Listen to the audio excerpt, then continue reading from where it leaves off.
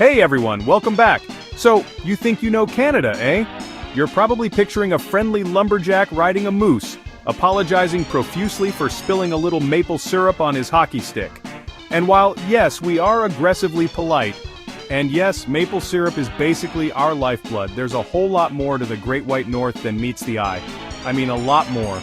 We're talking about a country so full of secrets, surprises, and downright weirdness that it makes my own personal life look, well, almost normal. Today, we're diving deep into the true North, strong and free of misconceptions. I've compiled a list of 20 mind-blowing facts about Canada that I'm willing to bet you didn't learn in school. These aren't your garden variety, Canada has 10 provinces kind of facts. No, we're going for the stuff that'll make you lean back and say, wait, seriously? From ancient water that's older than multicellular life to a national obsession that puts donut shops on practically every corner, we're about to peel back the layers of this enormous, beautiful, and slightly eccentric country. So grab a double-double, maybe a Nanaimo bar if you're feeling fancy, and get comfortable. We're about to embark on a journey that proves Canada is one of the most fascinating and unexpectedly badass places on the planet.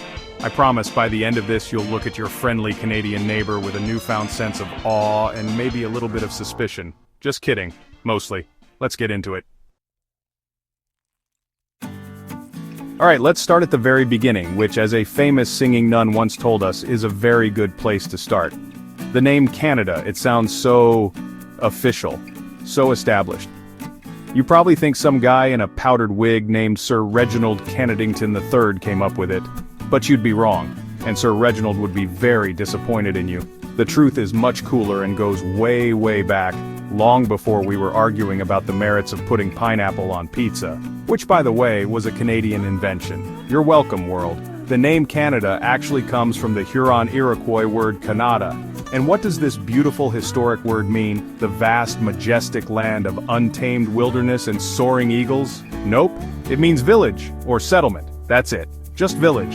Imagine that. In 1535, when French explorer Jacques Cartier was sailing up the St. Lawrence River, some local indigenous youths pointed and told him the way to Canada, referring to their village, which is now modern-day Quebec City. Cartier, in a moment of classic European misunderstanding, just sort of ran with it. He started using Canada to refer to not just that one village, but the entire area. And like a catchy pop song that you can't get out of your head, the name stuck. It grew and grew, eventually covering this ridiculously huge landmass from coast to coast to coast. So, the second largest country on Earth is, in essence, named Village. It's the ultimate example of lost in translation, and honestly, it's so perfectly humbly Canadian. We're not an empire, we're just a really, really, really big village. Speaking of being a really big village, let's talk about scale. Because when we say Canada is big, it's hard to truly comprehend what that means. It's like trying to explain the internet to your grandparents. You know it's huge, but the words just don't do it justice. Canada is the second largest country in the world by total area, right after Russia. We're talking about nearly 10 million square kilometers. That's 9,984,670 square kilometers to be precise, but who's counting? Oh right, I am. For you. To put that into perspective, you could fit the entire United Kingdom into Canada over 40 times. You could fit Japan inside our borders 26 times. You could probably fit all of my career anxieties into a single one of our national parks and still have room for a picnic. We are vast. We are sprawling. We are basically a continent masquerading as a country. We've got massive mountain ranges, endless prairies, dense forests, and more Arctic tundra than you can shake a very cold stick at. But here's the kicker. The part that really messes with your head. Despite all this space, all this glorious, wide-open land, our population is tiny. We have fewer people than the state of California, the entire country. Think about that. We have all this room, all this real estate, and most of it is just empty. It's just trees and rocks and moose and the occasional Tim Hortons that got built by mistake. This means our population density is one of the lowest in the world, at about 4 people per square kilometer. So if you ever need some personal space, we've got you covered. So, we've established that Canada is basically neighbors with everyone in the Northern Hemisphere, but our most famous neighbor is, of course, the United States. And our relationship is special. We're like siblings. We tease each other, we borrow each other's stuff without asking, but at the end of the day, We've got each other's backs. And the physical manifestation of this relationship is our border. It's not just any border, it's the world's longest international border between two countries. It stretches for a whopping 8,891 kilometers. That's 5,525 miles for my American friends. That includes the border with Alaska, which is a whole other level of remote and rugged. This line snakes its way through dense forests, across vast prairies, over mountains, and even through the middle of a few Great Lakes. It's an epic journey in itself. But what truly makes it remarkable isn't its length, it's its nature. For most of its length, it's the world's longest undefended border. That's right, no walls, no massive military presence, no drama.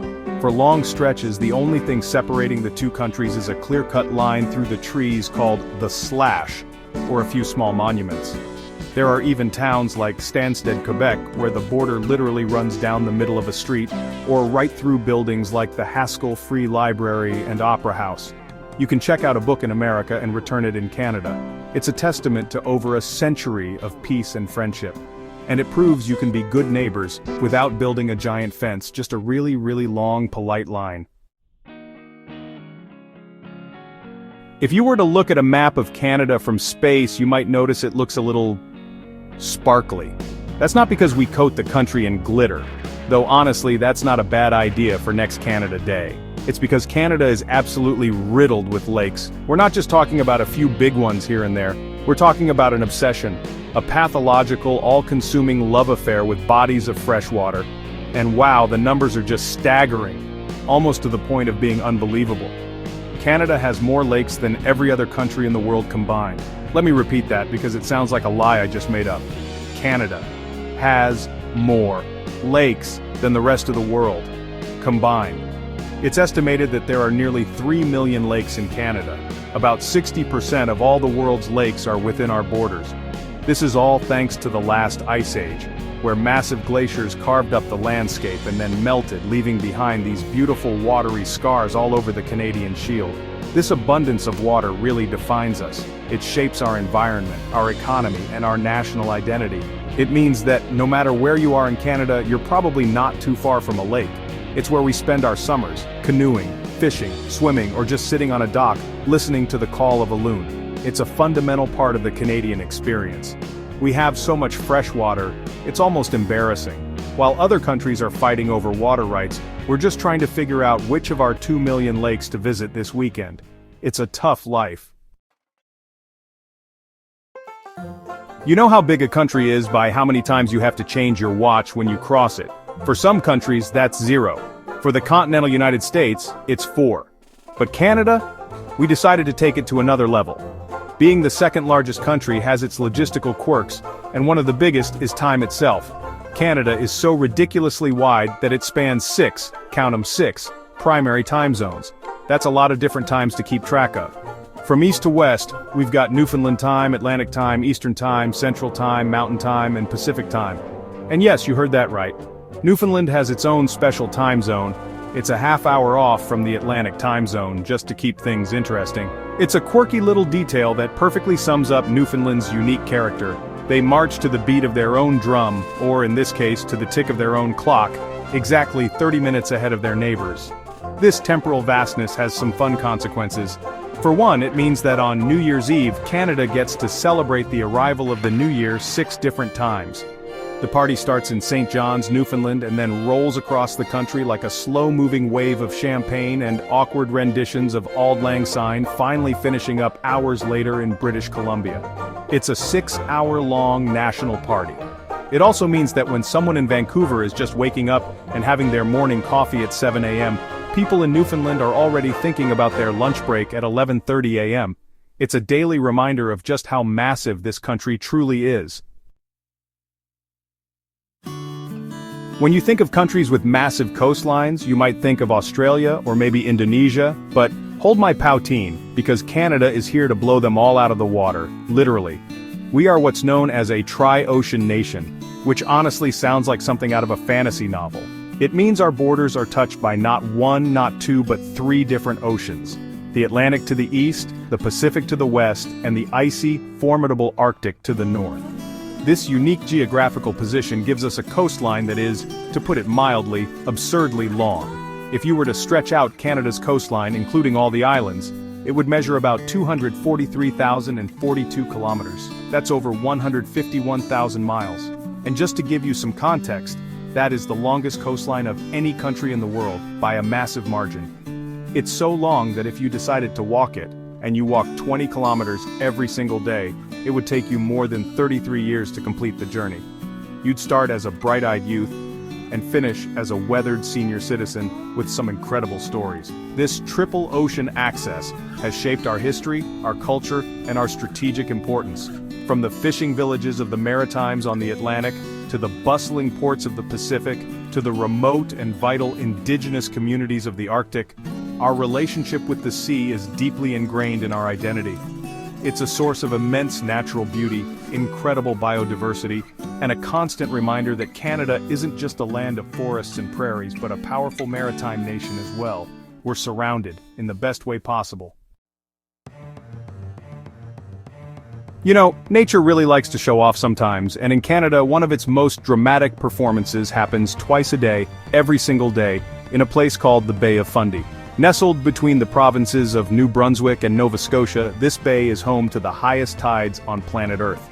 And this isn't just a little bit higher than average. We're talking about a world record-breaking, mind-boggling difference between high tide and low tide. It's truly one of the natural wonders of the world, happening right in our own backyard. So, how high are we talking? The average tidal range is about 16 meters or 53 feet. That's as tall as a 5-story building. Twice a day, more than 160 billion tons of seawater flow in and out of the bay. That's more water than the combined flow of all the world's freshwater rivers. It's almost impossible to wrap your head around the sheer power and volume. At low tide, you can actually walk on the ocean floor exploring sea caves and rock formations that, just 6 hours later, will be completely submerged under dozens of feet of water. This incredible phenomenon is caused by a combination of factors, including the unique shape and size of the bay, which creates a resonance effect, kind of like water sloshing back and forth in a bathtub.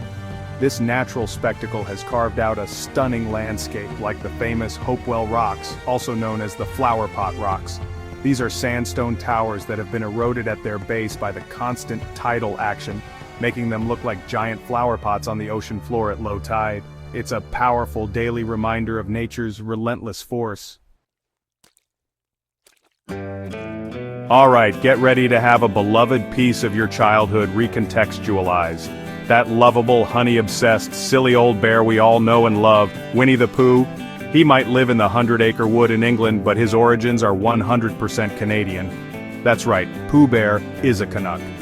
This isn't some fan theory, it's a heartwarming piece of Canadian history that connects a real-life bear to one of the most famous characters in children's literature. The story begins during World War I. A Canadian veterinarian and soldier from Winnipeg, Manitoba, named Lieutenant Harry Colborne, was on his way to a training camp. During a stop in White River, Ontario, he bought a small female black bear cub from a hunter who had shot its mother. He named the cub Winnipeg after his hometown, and she quickly became the unofficial mascot of his regiment. Winnie, as she was known, was incredibly tame and beloved by the soldiers. When Lieutenant Colborne's unit was deployed to France, he couldn't take Winnie with him to the front lines. So he did the next best thing and loaned her to the London Zoo, where she became a star attraction. One of her biggest fans was a young boy named Christopher Robin Milne. He loved the gentle Canadian bear so much that he named his own teddy bear Winnie. His father, author A. A. Milne, was so inspired by his son's love for the bear that he began writing the stories that would become the Winnie the Pooh books we know today. So, without a Canadian soldier and his pet bear, there would be no Pooh, no Tigger, no Eeyore. Oh, bother. There are certain stereotypes about Canada that are mostly true. We do say sorry a lot. We are passionate about hockey. And well, we have an unwavering, deeply profound, and nationally recognized obsession with donuts. This isn't just a casual enjoyment, it's a core part of our cultural fabric. Canada has more donut shops per capita than any other country in the world. We are the undisputed heavyweight champions of fried dough. At the heart of this obsession is one iconic institution, Tim Hortons. Affectionately known as Timmy's, this coffee and donut chain is more than just a fast food restaurant. It's a cultural landmark. There are over 4,000 Tim Hortons locations across Canada. In some small towns, the Timmy's is the social hub, the community center, and the only place to get a decent coffee. Ordering a double-double, 2 creams, 2 sugars, is practically a citizenship requirement. But it's not just about the number of shops, it's about consumption. Canadians eat more donuts per person than any other population on the planet. We love our Boston creams, our apple fritters, and our iconic little Timbits. It's the go-to breakfast for people on the run, the essential snack for road trips, and the required treat for office meetings. While other nations built their empires on tea or wine, Canada was arguably built on a steady diet of coffee and donuts. It's a sweet, sugary testament to our simple pleasures. One of the most defining features of modern Canada isn't a landmark or a landscape, but its people.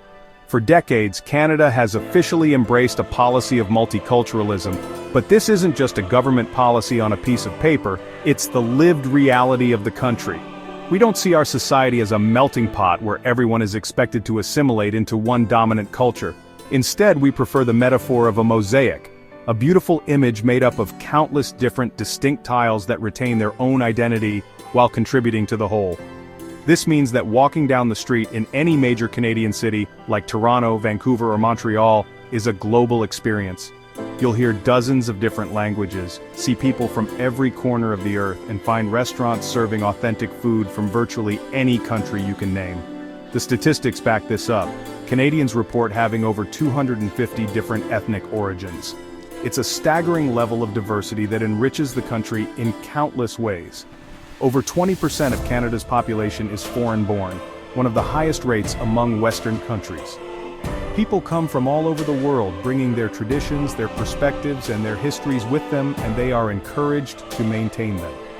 This creates a dynamic, vibrant, and constantly evolving national identity. It means that being Canadian doesn't mean one specific thing.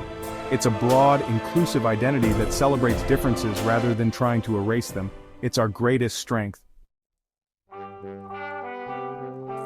We've talked about Canada's size, its lakes, and its coastline, but we can't forget about the trees.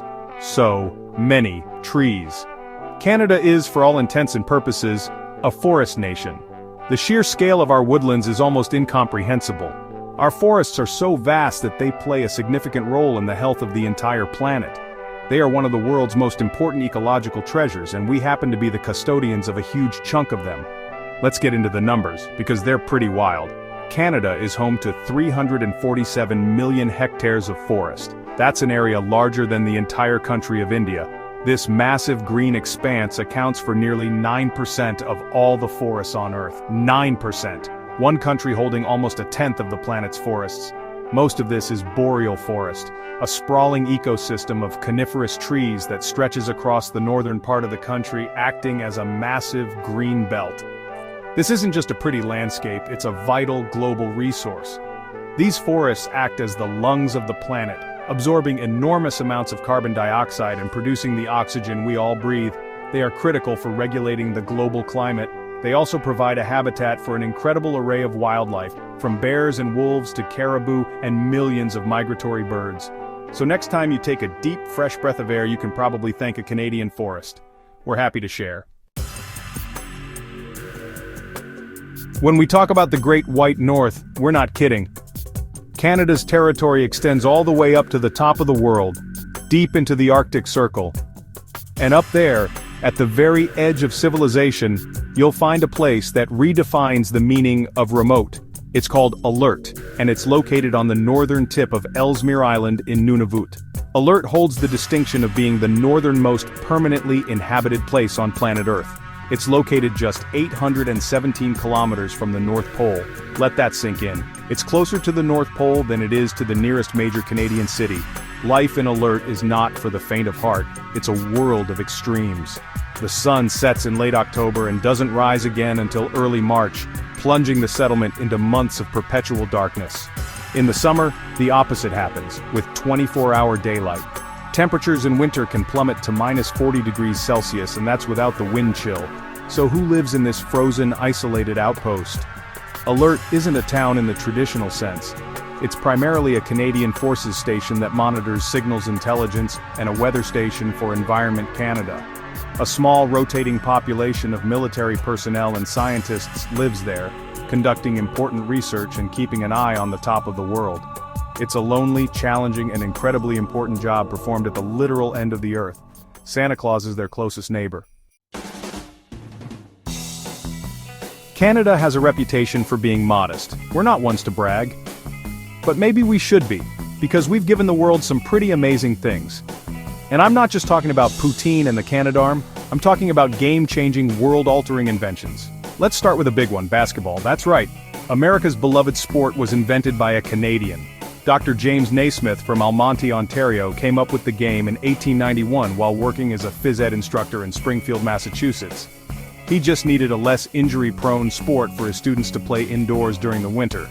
So he grabbed a couple of peach baskets, a soccer ball, and the rest is history.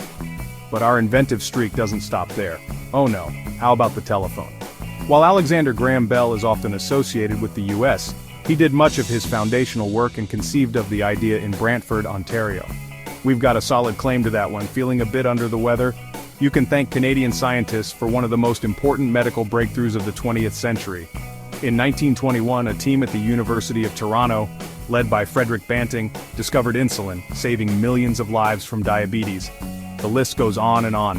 The snowmobile, the paint roller, the zipper, the garbage bag, IMAX, the walkie-talkie, even the standard 5-pin bowling game. We're a nation of quiet innovators and problem solvers. We see a problem, like needing to get around in the snow or wanting to watch movies on a giant screen, and we just invent a solution. We just don't make a big deal about it afterwards. It's the Canadian way. You're welcome. One of the first things people learn about Canada is that we're a bilingual country. English and French are our two official languages. You see it on all our product packaging, on government websites, and you'll hear it in our national anthem. This duality is a cornerstone of our national identity, stemming from our history as a country founded by both English and French colonists. It sounds beautifully simple and harmonious on paper, doesn't it? The reality, however, is a little more complex. While the federal government and its services must operate in both languages, the application at the provincial level varies wildly. Most provinces are predominantly English-speaking, with French language services offered where numbers warrant. Quebec, of course, is a French-speaking province, where French is the sole official language at the provincial level, and its protection is a core part of their culture and politics. But here's the fact that surprises many people. There is only one province in all of Canada that is officially constitutionally bilingual, and that province is New Brunswick. Tucked away on the east coast, New Brunswick has enshrined both English and French as official languages with equal status in its provincial government and legal system. This reflects its unique demographic makeup, with a large and historically significant French-speaking Acadian population. It's a small province that serves as a working model of the national bilingual dream. When you think of great art galleries, you might picture the Louvre in Paris or the Met in New York. But for one specific, powerful, and uniquely Canadian art form, the world's most important collection is found in a place you might not expect: Winnipeg, Manitoba. The Winnipeg Art Gallery, or Wagcomijuk, is home to the largest public collection of contemporary Inuit art on the planet. It's a breathtaking and vital cultural institution. The collection is massive, holding over 14,000 pieces of Inuit art, including sculptures, drawings, prints, and textiles from communities all across the Canadian Arctic. This isn't ancient history, it's a living, breathing art form. The works tell stories of life in the North, of mythology, of the connection to the land and animals, and of the rapid changes facing Inuit communities. The art is beautiful, powerful, sometimes humorous, and deeply moving.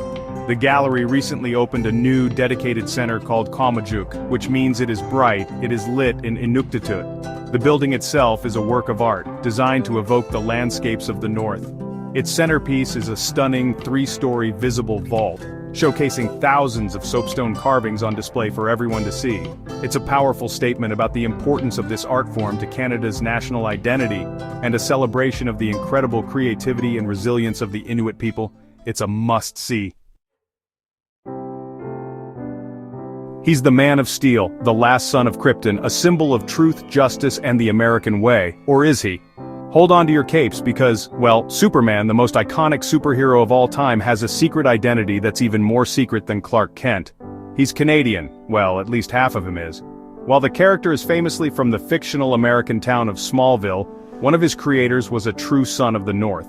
Superman was created by writer Jerry Siegel and artist Joe Shuster, and Joe Shuster was born and raised in Toronto, Ontario. As a young boy, Shuster was a newspaper delivery boy for the Toronto Daily Star. He would later use the newspaper's building as the inspiration for the Daily Planet, the bustling metropolis newspaper where Clark Kent works. So, the very image of Superman's workplace is based on a real Canadian landmark. The connection runs deeper than just inspiration. Many comic book historians believe that Shuster and Siegel, both sons of Jewish immigrants, imbued Superman with the immigrant experience, an outsider trying to fit in and contribute to his new home. This story resonates deeply with Canada's own identity as a nation of immigrants. So while Superman may fight for the American way, his artistic DNA, his visual world, and his core themes were shaped by a kid from Toronto. The Man of Steel has some maple syrup in his veins. We touched on this earlier, but it's a fact so fundamental to understanding Canada that it deserves its own chapter. The sheer emptiness of the country. It's a paradox that really defines us. We are a giant in terms of land mass, but a relative minnow in terms of population. We have all this space, and most of it is just space. It's a concept that can be difficult for people from more densely populated countries to grasp. Let's do a little comparison. Canada is about 3% larger than the United States in total area, but the US has a population of around 330 million people. Canada, we're hovering around 40 million. That means the US has more than 8 times our population in a slightly smaller area. To take it even further, the entire population of Canada could fit comfortably inside the state of California, with room to spare.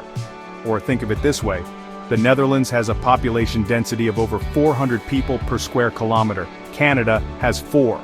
So where does everyone live? The vast majority of Canadians, something like 90% of the population, live within 160 kilometers or 100 miles of the US border. This creates a long, thin, and densely populated ribbon along the southern edge of the country, while the immense northern regions remain virtually uninhabited.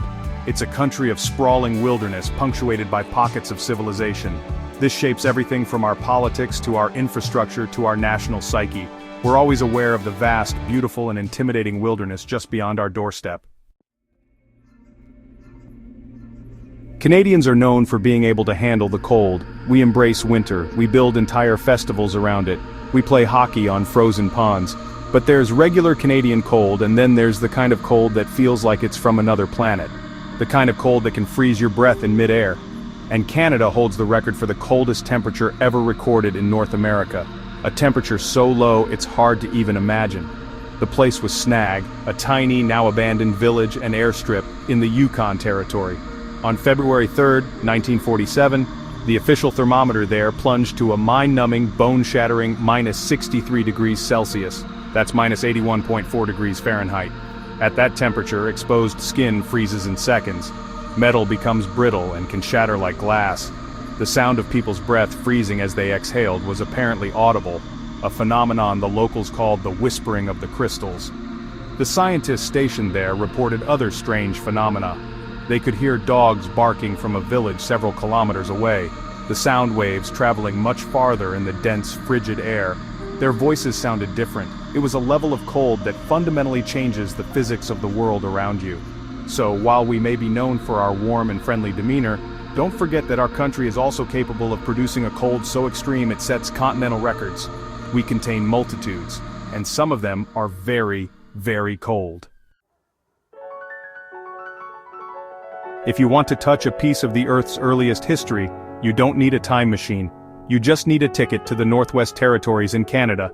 Tucked away in a remote area on the shore of the Acasta River, you'll find an outcrop of rock that is, quite simply, ancient. This isn't just old rock, it's some of the oldest known rock on the entire surface of the Earth.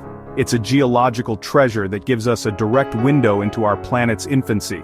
This rock formation is known as the Acasta Gneiss. Through radiometric dating, scientists have determined that these rocks are over 4 billion years old. To put that in perspective, the Earth itself is about 4.5 billion years old. So these rocks formed when our planet was just a baby, a mere 500 million years into its existence. This was a time when the Earth was still a hot, volatile, and chaotic place, long before complex life had even begun to evolve. Finding these rocks was a monumental discovery. They provide invaluable clues about the conditions on the early Earth and the processes that formed the first continental crust. They are a physical record of a time that we can otherwise only speculate about. So while Canada might be a relatively young country in terms of its political history, its foundations are literally made of the oldest stuff on the planet. We're standing on the shoulders of giants, and those giants are 4-billion-year-old rocks. Okay, we've had the oldest rocks. But what about the oldest water? Surely water just cycles around, right? It evaporates, it rains, it can't be that old. Wrong. Deep beneath the Canadian Shield, trapped in the darkness for billions of years, scientists have found pockets of water that are shockingly ancient. This isn't just old water, it's a time capsule from a completely different era of Earth's history. And it's the oldest water ever discovered on the planet. The discovery was made at the Kidd Creek mine near Timmins, Ontario, one of the deepest base metal mines in the world. As miners drilled deeper and deeper, nearly 3 kilometers below the surface, they broke into fractures in the rock that had been isolated from the outside world for an eternity. The water that flowed out was tested, and the results were astounding. The water was found to be at least 2 billion years old. 2 billion years. This water was trapped long before the dinosaurs, before the first trees, before even the first complex multicellular organisms existed. The only life on Earth at the time was simple, single-celled microbes. And incredibly, when scientists analyzed this ancient water, they found that it contained the chemical signatures necessary to support just that kind of microbial life. It proves that life can persist in isolated, deep pockets for billions of years, a discovery that has huge implications for the search for life on other planets like Mars. So Canada has the oldest rocks on top and the oldest water down below. We're basically Earth's museum. And there you have it. 20 facts that prove Canada is so much more than the stereotypes. From being the secret birthplace of both Superman and Winnie the Pooh, to holding the records for the highest tides, the oldest water, and a truly concerning number of donut shops. This country is just full of surprises. It's a land of incredible scale, profound history, and quirky contradictions. I hope this gave you a new appreciation for the vast, weird, and wonderful place I get to call home. So, which of these facts completely blew your mind? Was it the fact that our entire country is named Village? Or that we have more lakes than the rest of the planet combined? Maybe you're still trying to process the -63-degree temperature in Snag. Let me know in the comments below which fact was your favorite. And if you're Canadian, or just a Canada-phile, and you have another amazing fact to share that I missed, please add it to the conversation. I'd love to read them. Thank you so much for hanging out and taking this journey across Canada with me. If you enjoyed this and want to see more deep dives into fascinating topics, do all the YouTube things. Hit that like button, subscribe to the channel, and ring that notification bell so you don't miss what's coming next. It really helps the channel out, and it ensures you don't miss any more mind-blowing content. Thanks again for watching, and we'll see you in the next one.